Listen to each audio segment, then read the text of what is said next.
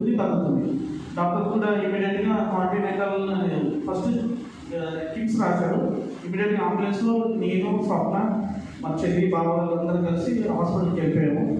నేను పాస్టర్ గారికి ఇంటిమేషన్ చేద్దాం అనుకున్నా. సాటర్డే నైట్ కాదు, నెక్స్ట్ డే సండే.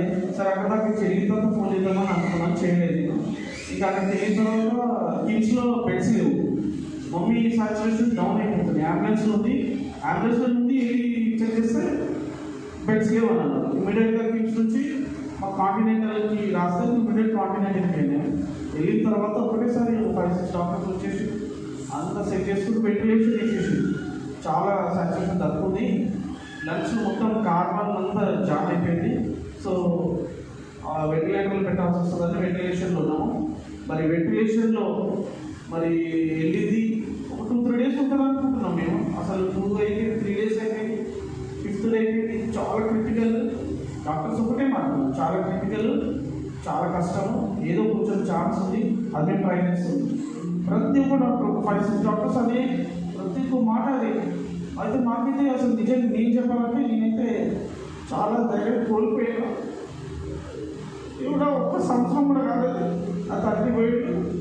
మరి పాతమైన పరిచయం తండ్రి ఏదో ఒకటి కారణం చేయండి. ఆ తల్లిదండ్రులు ఇప్పుడు ఏ పాపం మీరు అందరినీ మంచి చేసి వాళ్ళని కాపాడుకోవడం, మా మమ్మీని కాపాడాలి.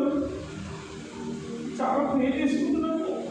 లోపల లాంటి సైతం ఏమవుతుందో అని వెంటిలేషన్లో ఉంటుంది. డైలీ డాక్టర్స్కి ఇవ్వడమే 11-13 డేస్ వెంటిలేషన్ ఉంది. అందరూ వస్తున్నారు, చూస్తున్నారు.